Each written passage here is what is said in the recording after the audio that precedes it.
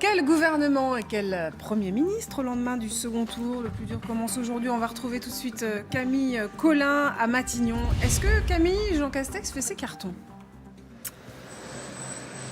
Écoutez, en apparence, c'est une journée comme les autres. Ici, vous le voyez, pas de camion de déménagement, pas de carton non plus. Tout juste a-t-on aperçu ce matin le porte-parole du gouvernement, Gabriel Attal, qui venait pour un rendez-vous avec le Premier ministre. Mais c'est un rendez-vous qu'ils ont tous les lundis matins pour parler de l'agenda. Une journée donc en apparence plutôt classique, mais ça c'est en apparence. Évidemment, en coulisses se pose la question d'un changement de Premier ministre et d'un changement de gouvernement. Il va falloir prendre du temps et faire les choses dans l'ordre, me confiait un conseiller de l'exécutif ce matin. En clair, eh bien, ça veut dire d'abord attendre la proclamation officielle des résultats. C'est le Conseil constitutionnel qui les donnera mercredi. Et puis peut-être attendre même l'investiture du président de la République et le début de ce deuxième quinquennat pour changer de gouvernement. Tout cela, ce sont des hypothèses de travail pour le moment à prendre au conditionnel et qui attendent validation. Oui, mais Camille, vous qui êtes quand même très proche de la chose politique, c'est pas parce qu'on suit un calendrier qu'on ne réfléchit pas. Ah, évidemment, il va y avoir des consultations, des tractations cette semaine. Un conseiller d'un ministre, cette fois, me confiait ce matin qu'il était persuadé que l'architecture du gouvernement serait déjà décidée en fin de semaine, même s'il ne serait annoncé que la semaine prochaine. Voilà ce qui se dit pour le moment. Nous n'avons pas de date précise, rien à l'agenda, vous l'imaginez, non plus du Premier ministre. Lui qui déjeune habituellement avec le président de la République tous les lundis ou presque, ne l'a pas fait aujourd'hui. On nous explique à Matignon qu'ils se sont déjà vus hier et qu'ils se verront encore cette semaine pour un conseil des ministres qui se tiendra peut-être mercredi. Merci beaucoup, Camille Collin. Valérie Nataf, quel Premier ministre idéal? Est-ce qu'il faut tendre la main à gauche, continuer à siphonner à droite, à votre avis? Alors, je crois que vous me confondez avec un certain Emmanuel Macron. Parce que moi, personnellement, je n'ai pas forcément Je vous prends pour la stratège politique de que vous profil êtes. idéal. Que faut-il faire? J'étais plutôt, me semble-t-il, l'idée que Jean Castex pouvait durer jusqu'à peut-être le prochain investiture, on ne sait pas. Emmanuel Macron avait été investi le 14 mai, donc normalement, toutes les institutions peuvent fonctionner jusqu'au 13 mai.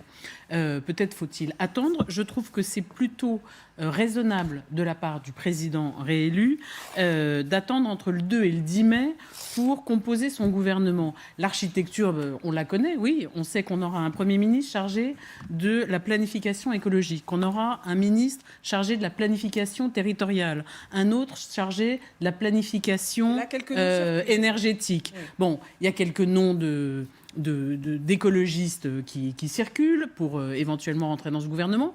Le Premier ministre doit-il être politique ou techno? Je dirais qu'un politique avant les législatives, en règle générale, c'est plus efficace.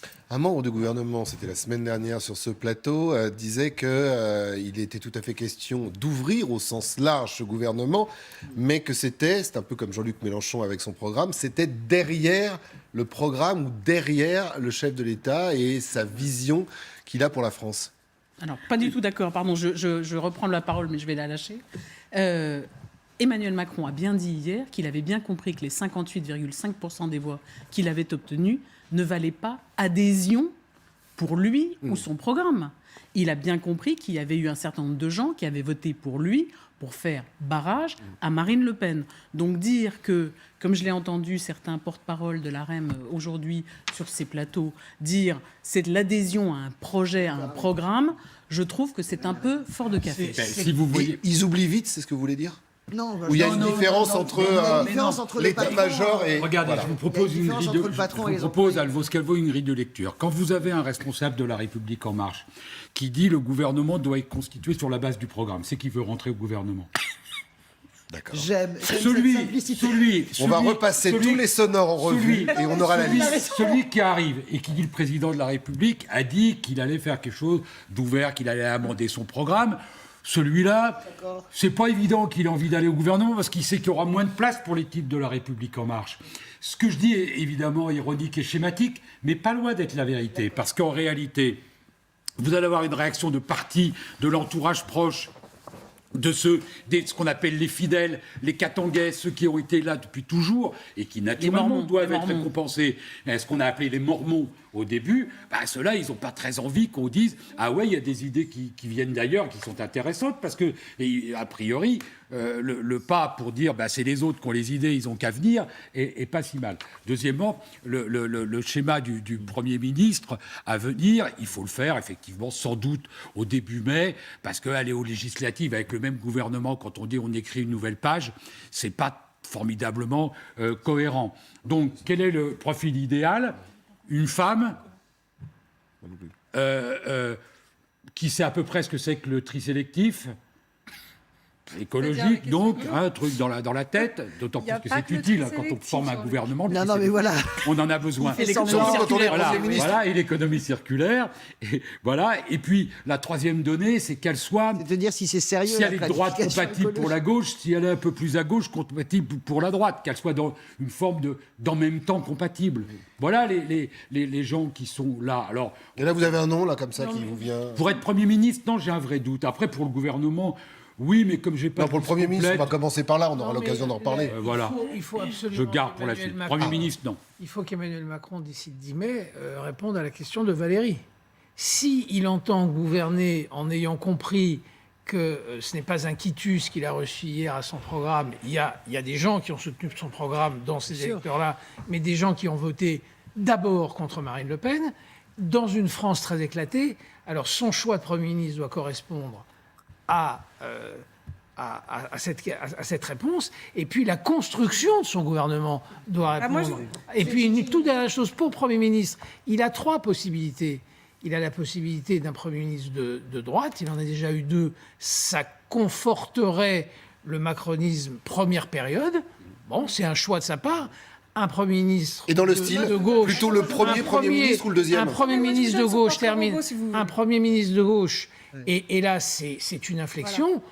Ou un Premier ministre ni de droite ni de gauche proche d'Emmanuel Macron. C'est la 3e possibilité qu'il ne faut surtout pas écarter. Son portrait robot, selon un proche du président, dans la presse ce matin, je cite, une femme plutôt de gauche, suffisamment forte politiquement, mais aussi loyale que Jean Castex. Alors, donc on voit bien que là, c'est le portrait de Carole Delga qui apparaît très clairement. Très clairement, qui est très copine avec Jean Castex, qui est une Carole femme... Delga, présidente de la région Occitanie, la socialiste Carole Delga, qui ne fait aucun compromis avec Jean-Luc Mélenchon, etc. Et elle a gauche, woke, etc. Et avec les Verts, Et avec les Verts, donc là, ce serait le portrait idéal.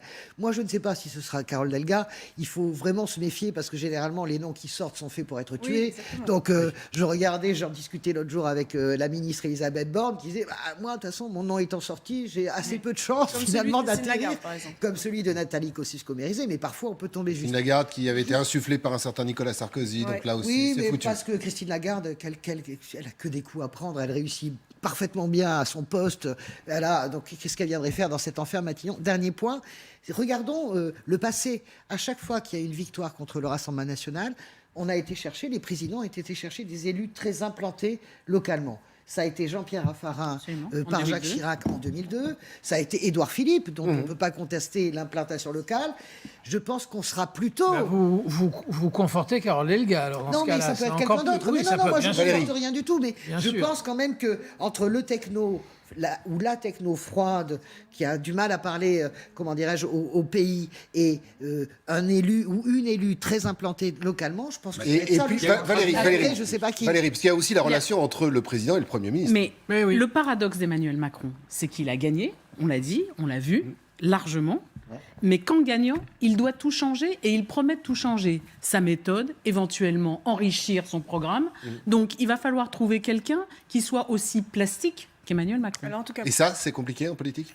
Non, mais ça veut dire qu'il faut peut-être pour penser dire hors les de la boîte, comme on dit en anglais. Pour dire les choses clairement, il y a un ministre, dont le nom revient sans cesse dans l'ensemble des journaux et dans l'ensemble des commentaires, c'est Julien de Normandie, qui a une certaine façon... Si je suis votre raisonnement, si le non-saint, c'est pour le cramer. Non, mais qui a d'une certaine façon toutes les qualités. Il est proche d'Emmanuel Macron, Il adore on l'agriculture, dit qu'il a très bien Il y a réussi une règle. avec les paysans, qu'il a Il n'a pas aimé extrêmement les bien... Il y a écologistes. une règle sous la Ve Voilà. République. Les Non. écologistes. Et il est très Malgré proche tout, du président. Il y a une règle sous la vrai. Ve République, c'est que le premier ministre du mandat présidentiel est quelqu'un qui témoigne du rassemblement du second Pour ça que tour je pense que... et donc qui doit être un peu élargi. Les seuls qui ne l'ont pas fait, ça s'est terminé par une dissolution. Quel que soit le Premier ministre, le ou la Première ministre, Emmanuel Macron a promis une nouvelle méthode pour réformer. Sylvia Micon, quelles vont être les priorités du nouveau quinquennat? Parmi les priorités, il y a donc ce chantier du pouvoir d'achat avec une grande loi prévue pour cet été, un paquet pouvoir d'achat qui devra pérenniser les dispositifs existants pour contrer le poids de l'inflation, la hausse des prix de l'énergie. On pense évidemment à la ristourne sur le carburant et à tout ce bouclier tarifaire, mais également à une promesse de campagne, la revalorisation du point d'indice des fonctionnaires. Il y a aussi les minima sociaux qui devraient être revalorisés, les pensions de retraite aussi. Puis quand on parle de la réforme des retraites, eh bien ce ne sera pas lancé avant cet automne, parce qu'il y a une concertation qui doit aussi démarrer, une concertation avec les partenaires sociaux. Elle pourrait commencer dès après les législatives. Donc on consulte et on consulte. Oui, effectivement, la consultation sera le maître mot de ces prochains mois et peut-être l'alpha, l'oméga, en tout cas, de cette méthode refondée dont parlait hier le président. Ce sera en tout cas le cas dans les domaines de l'éducation, dans les domaines de la santé, l'éducation, parce qu'il y a un grand chantier sur l'école qui est également aussi sur le feu, avec là aussi une revalorisation de la rémunération des enseignants, et puis dans le domaine de la santé, une grande conférence avec toutes les parties prenantes qui est effectivement prévue. L'écologie, on en parlait, un autre chantier important surgit pendant l'entre-deux-tours avec un choix du Premier ministre qui sera évidemment crucial. Pourquoi ? Parce que chargé de la planification écologique, elle concerne effectivement tous les secteurs, donc toutes les politiques, avec deux autres ministres chargés de la planification énergétique et de la planification dans les territoires. Enfin, on termine par l'Europe. Premier grand déplacement d'Emmanuel Macron, ce sera à Berlin, avec toujours l'Ukraine en sujet prioritaire, et la France qui termine sa tournance de l'Union européenne avec peut-être cette envie de mettre la pression pour un nouveau paquet de sanctions contre Moscou. Merci beaucoup Sylvia. Juste un mot pour préciser que le profil du Premier ministre, c'est aussi de la Première ministre, pour que les gens se mènent. C'est quelqu'un qui mène la bataille des législatives. Si Emmanuel Macron considère que cette bataille va être un peu plus difficile que la dernière fois, ce que nous sommes tous fondés à penser, ça ne veut pas dire qu'il y a une cohabitation qui se profile, mais en tout cas, ça va être plus dur. Regardez bien le casting de quelqu'un qui est capable de mener politiquement une bataille législative. C'est pas trop le cas de Julien de Normandie. Peut-être de Michael désolé, Delafosse, sauf le maire de pour- Montpellier. Voilà, c'est ce que j'allais dire. Je voulais juste rajouter ce nom dans notre boîte à outils. Pour finir Michael de le tuer. Delafosse, le maire de Montpellier, pourrait aussi avoir le profil. Eh ben cette serait boîte à intéressant outils, pour nous ma la gauche, gardons aussi là et socialiste. puis Et hop, ils viennent de le tuer en le citant. on verra Ah chaque ça, mais c'est jour. pour ça que je l'ai fait, moi. Tu sais. Non, Socialiste c'est lui pas aussi. vrai.